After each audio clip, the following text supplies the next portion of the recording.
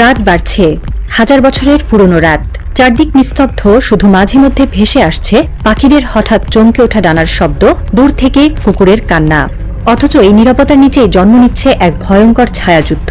নরসিংদীর রায়পুরার সাইদাবাদ স্কুল মাঠে যখন শহরের মানুষ ঘুমিয়ে, তখনই শুরু হয় এক ভিন্ন যুদ্ধের মহড়া। আগ্নেয়াস্ত্রের ঠুকঠাক শব্দ, ককটেলের বিস্ফোরণ আর হুঙ্কার নিষিদ্ধ এক দলের নতুন উত্থানের ইঙ্গিত বহন করে। প্রশ্ন একটাই, এটি কি শুধুই একটি অঞ্চলভিত্তিক দখল সংঘাত, নাকি শেখ হাসিনার প্রত্যাবর্তনের রোডম্যাপের প্রাক মঞ্চায়ন? আমাদের দেশের অনুসন্ধানে উঠে এসেছে এক ভয়ঙ্কর রাজনৈতিক থ্রিলার, যার গভীরে মিলছে দেশের বিরুদ্ধে এক বৃহৎ ষড়যন্ত্রের আলামত। নরসিংদীর সাইদাবাদ স্কুল মাঠ, যেখানে একসময় কিশোরেরা খেলত, আজ সেই মাটিতে পাতা হচ্ছে আগ্নেয়াস্ত্রের বুট। দর্শক, ভিডিওর অংশবিশেষ দেখে বুঝতে পারছেন আজকের ভিডিওটা কোন বিষয় হতে চলছে এবং কোন বিষয় ইঙ্গিত করছে। অবশ্যই সম্পূর্ণ ভিডিওটি জুড়ে সাথে থাকবেন এবং আপনি আমাদের চ্যানেল নতুন হলে অবশ্যই চ্যানেলটি সাবস্ক্রাইব করে পাশে থাকবেন। তাহলে চলুন আর কথা না বাড়িয়ে আজকের মূল ভিডিওটি শুরু করা যাক। অবশ্যই ভিডিওটি ভালো লাগলে অবশ্যই আপনার বন্ধুদের মাঝে শেয়ার করতে ভুলবেন না। আমাদের চ্যানেলে সবসময় এমন নিত্য নতুন লেটেস্ট নিউজ ভিডিওগুলো আপলোড করা হয়। তাহলে চলুন আর কথা না বাড়িয়ে আজকের মূল ভিডিওটি শুরু করা যাক। বিশেষত রাত 2টা থেকে 4টার মধ্যবর্তী সময়ে এই চরাঞ্চল হয়ে ওঠে গোপন ব্যারাক। গুলির শব্দে ঘুম ভাঙে শিশুদের, আতঙ্কে কাঁপে বৃদ্ধরাও। এসব প্রশ্ন উঠছে, এই অস্ত্র, এই প্রশিক্ষণ, এই সংগঠন, সব মিলিয়ে এগুলো কি কেবল এলাকায় আধিপত্য বজায় রাখার জন্য, নাকি এর পেছনে রয়েছে কেন্দ্রীয় পরিকল্পনার ছায়া? শোনা যাচ্ছে এই ক্যাম্পের প্রশিক্ষণ কেবল শারীরিক নয়, মানসিক যুদ্ধেও তৈরি করা হচ্ছে তাদের। শেখ হাসিনার বিরুদ্ধে জমে ওঠা ক্ষোভকে অস্ত্র বানিয়ে মানবিক প্রতিরোধ গড়ে তোলার প্রস্তুতি চলছে। অনেকে বিশ্বাস করেন 5 আগস্ট 2024-এর পর শেখ হাসিনার ভারত পালানোর পেছনে সেনাবাহিনীর নিরপেক্ষ অবস্থানই ছিল মূল কারণ। সেই ব্যর্থতা শেখ হাসিনা এখনো ক্ষমা করেননি, বরং তিনি চান সেনাবাহিনীর ভেতর থেকে ভেঙে দেওয়া হোক বিশ্বাসের কাঠামো। এই শ্রীনগরের প্রশিক্ষণ কেন্দ্র যেন সেই পরিকল্পনার জবাব, যেখানে বিপরীত স্রোতের জন্ম হচ্ছে, যেখানে সাবেক সেনারা নিজেদের রণকৌশলে ঝালাই করছেন আরেকটি যুদ্ধের জন্য। ভয়ানক তথ্য এসেছে শ্রীনগর ইউনিয়নের সাবেক আওয়ামী লীগ সাধারণ সম্পাদক শাহ আলমকে ঘিরে। 5 আগস্টের পর শেখ হাসিনার ক্ষমতাচ্যুতি ও বিতাড়নের প্রেক্ষাপটে শাহ আলম নিজ নামে গড়ে তোলেন সন্ত্রাসী বাহিনী। তার ছায়ায় এখন যুক্ত হয়েছেন ছাত্রলীগ, যুবলীগ, স্বেচ্ছাসেবক লীগ সহ কমপক্ষে 50 জন সক্রিয় সদস্য। বাস্তবায়নে ধাপে ধাপে ছিল ভয়াবহ সব নাশকতার ছক। দেশ বিরোধী এসব ষড়যন্ত্র নস্যাৎ করতে বিশেষ ভূমিকা রাখেন আইনশৃঙ্খলা বাহিনীর একদল দেশপ্রেমিক পেশাদার কর্মকর্তা। এই টিমে সেনা ও পুলিশ বাহিনী সহ গোয়েন্দা সংস্থার সমন্বিত টিম নানাভাবে দিনরাত কাজ করেছে।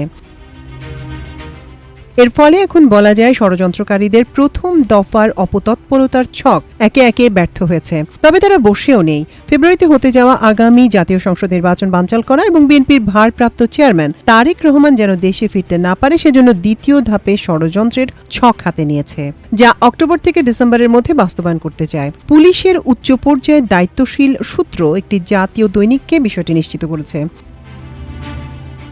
নির্ভরযোগ্য সূত্রের দেয়া তথ্যে জানা যায়, অন্তর্বর্তী সরকারকে ফেলে দিতে আওয়ামী ফ্যাসিস্টদের ষড়যন্ত্র পরিকল্পনা 2 সক্রিয় করা হচ্ছে, যার প্রধান টার্গেট অক্টোবর থেকে ডিসেম্বর 3 মাস জুড়ে সক্রিয় থাকবে। এর আগে সরকারকে অচল করে দিতে দেশের দক্ষিণাঞ্চল থেকে বিশেষ কিছু কার্যক্রম শুরু হবে। এসব গোপন পরিকল্পনা বাস্তবায়নে নিঃসন্দেহে আমরা আগামী দিনের জাতীয় রাজনীতি কোন দিকে যাচ্ছে, বিশেষ করে বিএনপি কোন ধরনের ভাগ্য বরণ করে নিতে যাচ্ছে, সে বিষয়ে আমরা আগাম কিছু লক্ষণ পেতে পারি নিঃসন্দেহে। যে যেভাবেই বিশ্লেষণ করুন না কেন, আমার কাছে এখান থেকে বিএনপির সামনের দিনে যে রাজনীতি, সেটা যে কতটা বিপজ্জনক, সেটা আমার কাছে একটু অন্যরকম লাগছে। শুক্রবার মধ্যরাতে ঢাকা বিশ্ববিদ্যালয়ে হঠাৎ করে উত্তাল হয়ে উঠল কেন? বিশ্ববিদ্যালয়ের 18টি হলে কমিটি দিয়েছে, আহ্বায়ক কমিটি গঠন করেছে ছাত্রদল। তো তার পরিপ্রেক্ষিতে হঠাৎ করে বিভিন্ন হল থেকে সাধারণ শিক্ষার্থীদের ব্যানারে শিক্ষার্থীরা বেরিয়ে এলেন। বেগম রোকেয়া হলের গেট ভেঙে নারী শিক্ষার্থীরা বেরিয়ে এলেন এবং তারা রাজু ভাস্কর্যের সামনে উপস্থিত হলেন। স্লোগানে উত্তাল করে তুললেন, মিছিল করলেন, সমাবেশ করলেন 10 মিনিটের জন্য। এরপরে তারা ভিসির বাসভবনের সামনে গিয়ে জড়ো হলেন। যে স্লোগানগুলো দিলেন, যে স্লোগানগুলো উঠল, এই স্লোগানগুলো শুনে কি আমাদের কারো কাছে মনে হয় এগুলো সাধারণ কোনো শিক্ষার্থীদের কোনো বিক্ষোভের ক্ষোভের বহিঃপ্রকাশ?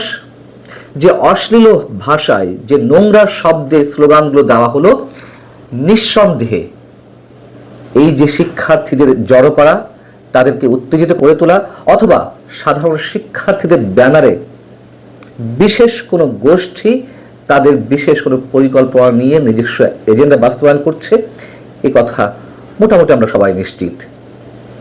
বিএনপি এখনো বুঝতে পারছে না আগামী ফেব্রুয়ারিতে সরকারের পক্ষ থেকে বা প্রধান উপদেষ্টা যেই নির্বাচনের সময়সীমা ঘোষণা করেছেন, নির্বাচন কমিশনের সেদিকে কাজ করছেন, কিন্তু এগুলো স্রেফ নাটকের অংশ। এবং এগুলো যে নাটক সেটাই বলছিলাম তার পূর্ব লক্ষণ ঢাকা বিশ্ববিদ্যালয়ের এই যে ছাত্র রাজনীতিকে কেন্দ্র করে যা কিছু ঘটছে। এখন সাধারণ শিক্ষার্থীদের ব্যানারে শিক্ষার্থীরা যে ভিসির বাসভবনের সামনে গিয়ে জড়ো হলেন, তারা কিছু দাবি তুলে ধরলেন। কয় দফা দাবি? তারা 6টি দফা তুলে ধরলেন ভিসির কাছে। ভিসি তিনি কিছুক্ষণ পর নেমে এলেন, শিক্ষার্থীদের সামনে দাঁড়ালেন, কথা বললেন এবং যে দাবিগুলো উঠলো তার মধ্যে কি কি? ছাত্রদল কেন কমিটি দিল এর জবাব ভিসিকে দিতে হবে। 24 ঘন্টার মধ্যে ছাত্রদল, শিবির, বাকসাস মানে বাংলাদেশ গণতান্ত্রিক ছাত্র সংসদ, বৈষম্য বিরোধী ছাত্র আন্দোলন থেকে যেটি গড়ে ওঠা এনসিপি, তাদের ছাত্র সংগঠন, বাম সহ হলে এক্সিস্টিং